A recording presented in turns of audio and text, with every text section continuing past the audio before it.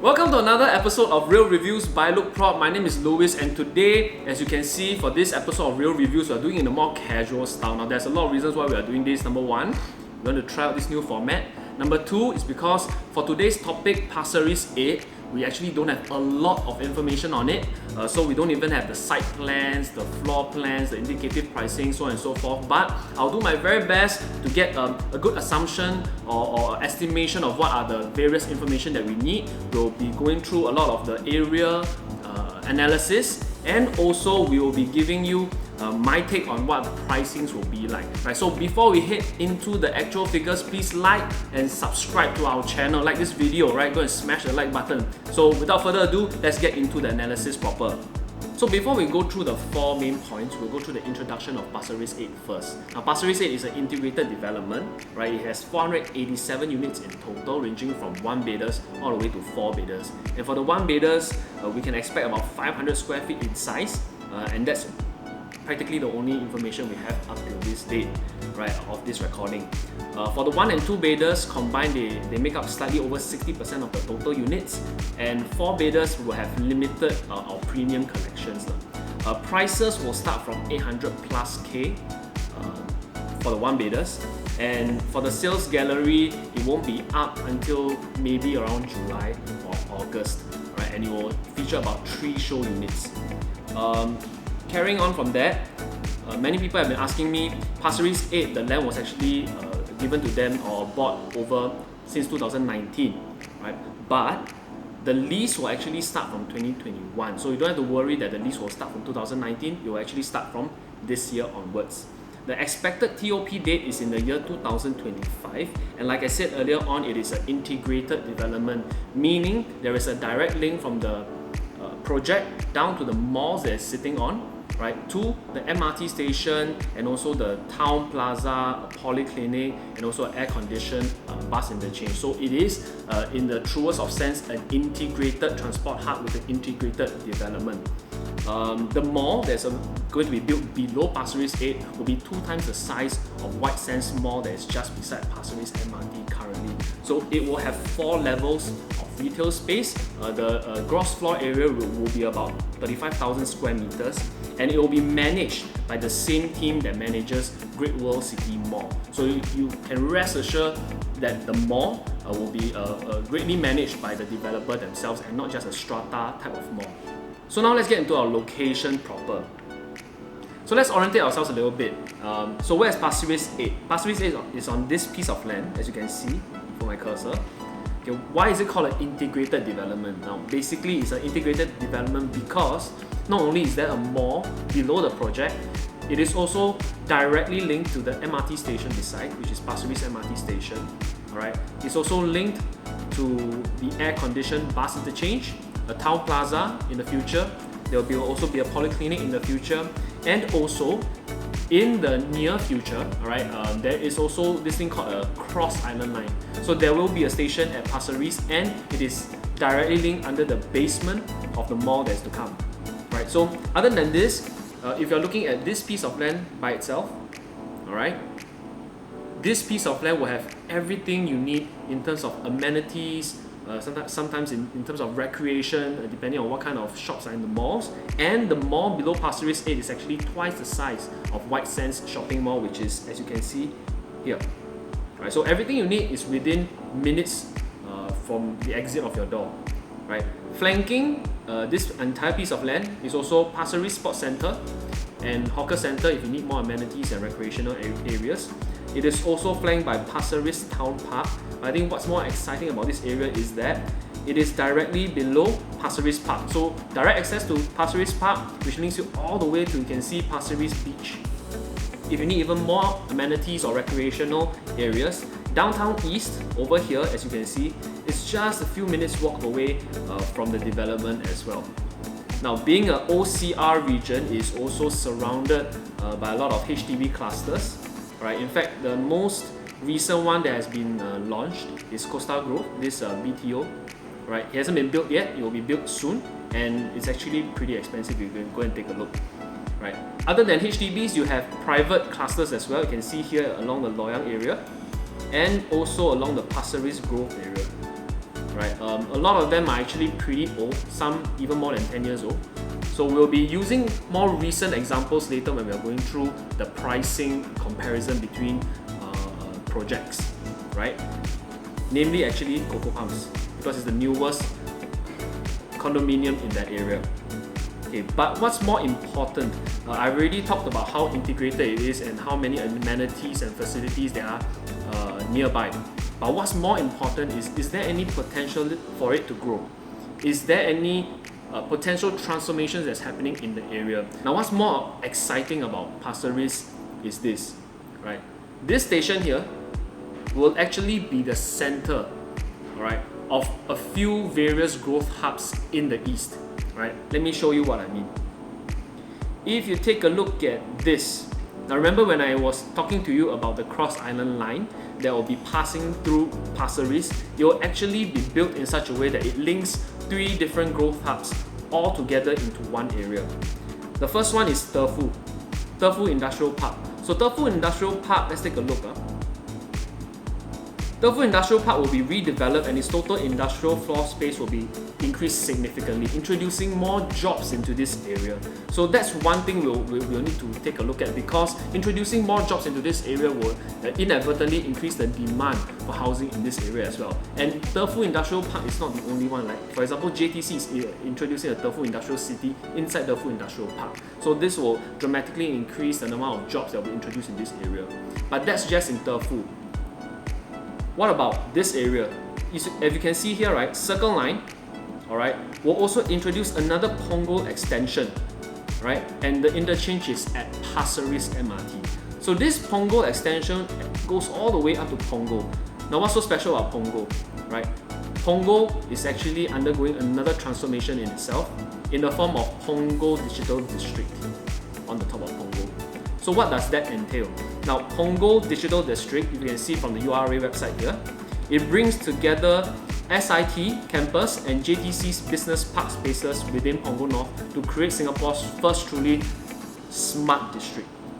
Okay, so some of the key things that we need to know here is that it will be the Singapore's first enterprise district whereby you combine academic areas with industrial areas. Alright, so offices and also schools will come together and intermingle in one single space, right? Which will help to increase idea sharing, so on and so forth. Okay. Not only that, right? They will also introduce a smart district concept, whereby if you look at all these different areas, I'm not going to go through them in detail, but basically with an open digital platform, centralized logistics hub, a district cooling system, pneumatic waste collection, a smart energy grid, it is a centralized area whereby smart solutions will be utilized inside the whole district to make it more efficient and also energy efficient for the environment as well. So that's another one. What's the third one? Another interchange from Pasir Ris is that it will go all the way down to the aviation hub or aviation park, right? And if you remember, this is along the east-west line as well, one of the oldest lines in Singapore. This will link you all the way down to Tanah Merah and also Expo side, right? And of course, Changi Airport side. Right? So why is that important? Now, the Changi, this is from Channel News Asia, right? The Changi Region Master Plan capitalizes on its strategic location near Changi Airport and introduces and includes key districts such as the Changi Aviation Park and the Changi East Urban District. These are two major transformations that's going to be happening in the Changi region, right? Changi Aviation Park, well positioned to cater to the lucrative aircraft servicing and aviation financing sectors. Up and coming Changi East Urban District, right, connected to the future Terminal 5, will feature smart centers, conference halls, hotels and service apartments. So these are two major areas that will be undergoing major transformation in the Changi area.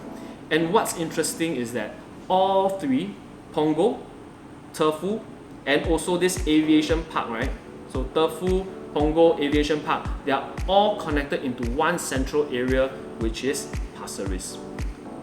This is important because even if Punggol side, Tefu side, and also Changi side doesn't have enough housing supply to supply for your all this growth going on in the region, they can still stay around this Pasir Ris area, which is a very central area to go anywhere to all these growth areas and still be very accessible to everyone who is working around there. Meaning centralized location with a lot of amenities, facilities, and still be able to go to their work on time very fast, right? So this is actually very significant redevelopment in the Pasir Ris area. Okay, what else? Yep, so can we go to full screen here? So what I'm trying to share here is this. If we were to consolidate all the points we just said earlier on, when one area has a one transformation to rely on, it gives it a lot of push in terms of its price and value. But when one area is the center of three different transformations that's going around in the entire east area, alright, there is a reason why the government is introducing an integrated transport hub, integrated development into Pasir Ris area. And trust me, Pasir Ris has never had an integrated development happening in its area. So the fact that the government is now centralizing everything in Pasir Ris as an integrated transport hub, it means something to the area. So if I were to give it a score for location for Pasir Ris 8, my score will be 4.5 over 5. Okay. So next point is development quality. Now usually we'll talk about facilities as well, but because like I said earlier on, we don't have a lot of information on its facilities, we don't even have its site plan. So I'll be talking more on the developer's quality, their reputation, and also some information that you might want to know. So let's take a look at my screen first. Pasir Ris White Site clinched by All Green Properties, Carry Properties tie-up. So this is actually a joint venture between these two groups, and it's actually managed as part of the Quok Group of Properties controlled by Malaysian tycoon Robert Quok. Okay. In terms of the winning bid, I'll talk about it a little bit later on. Let's just focus on the developer first. Okay. So the developer, All Green, alright, is actually a very big developer in Singapore. In fact, if we can see their past projects, let's take a look here.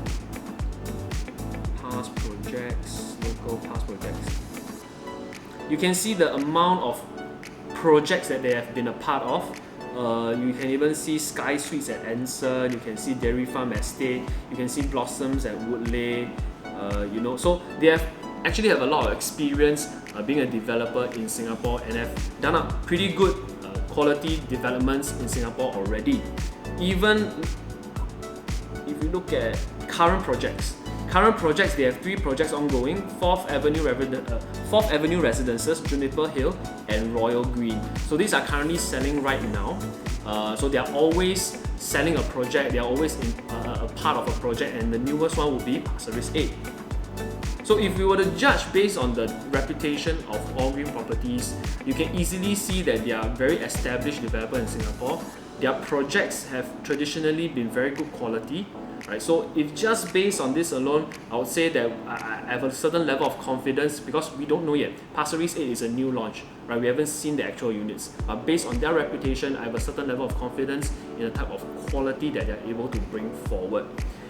The more important point is this, right? You can see that the dual envelope concept and price revenue tender for this piece of land attracted 3 bids only. Not because there were not enough people or not enough developers that were interested in the plot of land, but mainly because, as you can see here,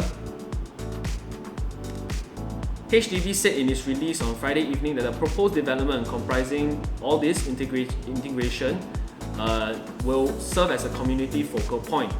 And in line with this vision, they adopted a concept and price revenue tender system to shortlist quality development concepts with seamless integration of all these spaces. So the key thing here is this, that they needed to come up with a proposal that has seamless integration. So all 3 developers here worked very hard to put up proposals for HDB to consider. And out of 3, HDB only considered 2. They rejected 1. They rejected Singapore Press Holdings proposal, which meant that now Far East and also All Green had to put in prices to secure the land. Obviously, All Green won, right? So they won the piece of land. And from this, why is this important? This is important because if you can see here, the Concept Evaluation Committee, the CEC from HDB, has to evaluate and assess whether the proposals are really good in order for them to be awarded this piece of land. The fact that All Green, not only in terms of its tender price won out, but also their proposals won out, means that their proposal and their concept for integrating all these different factors into Pasir Ris 8 is really good. Alright, so this gives me the confidence that in the future when Pasir Ris 8 is being built up, although I don't know all the facilities and such, I know that the integration of the residential component of the project, the integrated development, will be well built around the amenities that's around there. Right, so can we go back to full screen here? Now, this would mean that in conclusion, if we were to take into consideration the reputation of the developer, plus that their proposals were good enough to win out in terms of the two other competitors around them, they are able to win out, right? This gives me the confidence that the development will be built well in terms of not only its quality but its integration. So for development quality, I'll give it a 4/5. So now let's go into competitive pricing. Now again, like I said earlier on, we don't have a lot of information on this development in terms of its indicative pricing as well. So whatever I'll be going through later on will mostly be my logical explanation and calculation on what the launch price is likely going to be like based on its land sales and also the development cost, so on and so forth. Right, so let's take a look at my screen first. As you can see, their winning bid is nearly 700 million, which works out to be 684 per square feet per plot ratio based on a total gross floor area of 1.02 million square feet. But this 1.02 million square feet of GFA actually includes the public facilities as well that they have to build, right? So if we were to exclude these public facilities, the total gross floor area for the residential component is only 832,480 square feet. So what does that work out to be? Let's take a look at the land sales. If you were to look at a combination of the land, 700 million, all these are in millions, right? 700 million, construction costs, land financing, so on and so forth. The estimated total cost will work out to be $1,260 million. Okay, so how does that shape up to be? Now, ignore this break-even price of 1,232 per square feet per plot ratio because this includes the public facilities as well. It's calculated based on 1.02 million, right, square feet. But now that we know it's 800 plus square feet of GFA, 800 plus K of square feet of GFA, let's calculate their actual break-even price. Now, 1,260.2 million divided by 832,480 gives you a break-even price of 1,514 per square feet per plot ratio. Now this is really high for any condo out there right now, right? And if we were to assume the profit margin for most developers usually being between 20 to 25%, especially because this is an integrated development, right? Let's go on a more conservative type of assumption here. Let's say if they were to launch at between 15 to 20% kind of profit margin, right?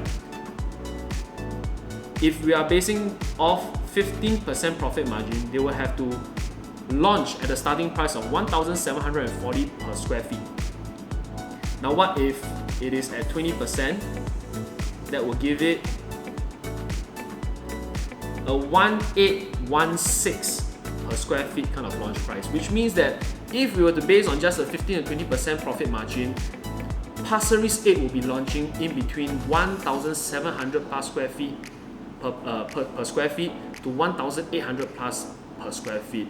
Now, this actually does look a little bit high for a Pasir Ris area, but let's see if it deserves 1,700 to 1,800 kind of per square feet launch price. Now, how do we determine this? We first look at the difference between how integrated development is priced as compared to a normal development, right? The latest integrated development to be built up in Singapore is actually in Yishun. If you all know, North Park Residences is built on top of the entire North Point city. So this was one of the most latest integrated development and a very large one as well. Let's take a look at Yishun area. So as you can see from Yishun side, this North Park Residences is pretty similar to Pasir Ris 8 in that it is an integrated development next to an MRT station directly linked. It is also linked to a bus interchange, air-conditioned bus interchange. You have a town plaza, you have a polyclinic nearby, you have a mall underneath it. So it is a pretty similar kind of integrated development, right? What is its closest competitor? Now, the closest competitor is actually Junction 9 or 9 Residences as the residential component. 9 Residences is its closest competitor. What about the age difference?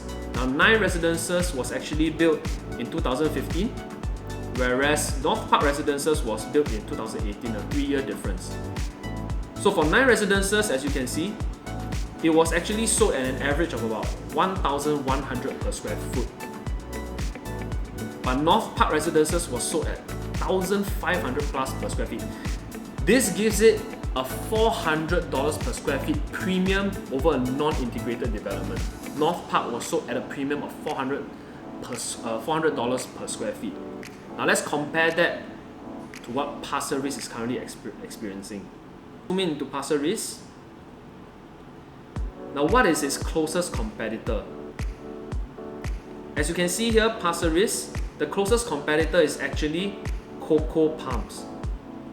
So, when was Coco Palms launched or completed? Coco Palms was completed in 2018. Alright.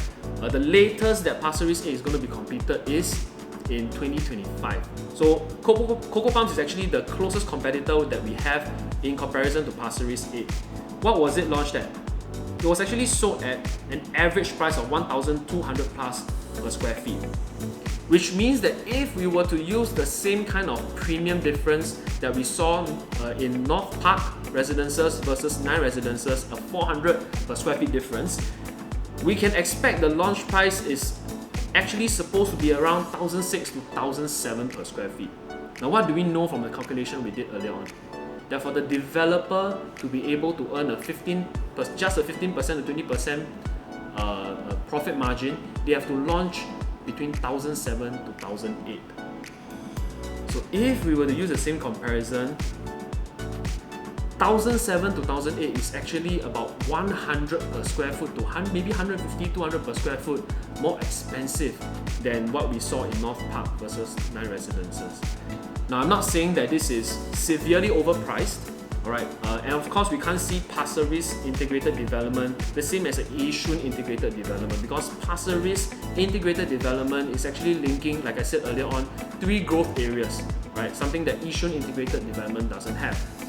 But if past experiences were to teach us anything, I would assume that Pasir Ris 8, the correct price to be priced at is between 1,600 to 1,700 per square foot.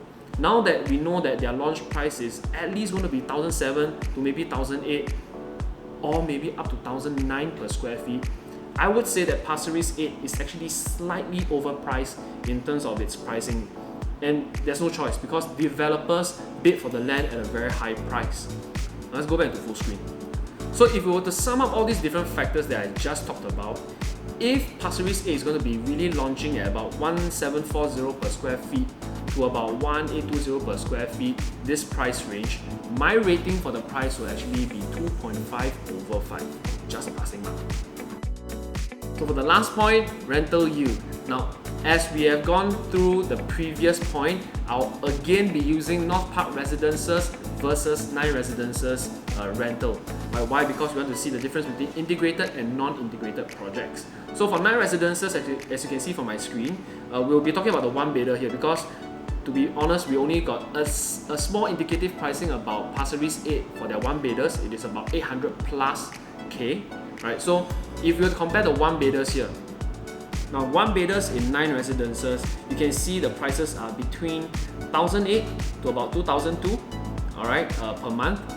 And North Park Residences for their one bedders, the difference in their price is maybe about 2,001 to as much as 2,006, right? So if you were to see the difference in terms of their rental, it's about $300 to $400 per month in terms of difference for rental for integrated and a non-integrated kind of project. This is already transacted. So let's take a look at Coco Palms as a comparison because Coco Palms is really nearby to Pasir Ris 8. Now Coco Palms, as you can see, the one bedder here ranges from anything from 1,700 plus to about 2,200. Right? So if we were to apply the same kind of price difference, we are looking at Pasir Ris 8 having a 2000 to as much as a 2006 kind of rental yield. Now let's take the lower end of this price, 2000. So if we were to use, let's see here, we draw the calculator here. So if we were to assume 1,800 per square feet for a one bedder, and a one bedder is roughly maybe 500 square feet, we will get a price of about $900,000 for a one bedder. Alright? Which means that today, if we were to use 2,000 as a rental per month, divided by the price of a one bedder here, we would be getting about 2.7% in terms of rental yield. Now what about if we were to use 2006?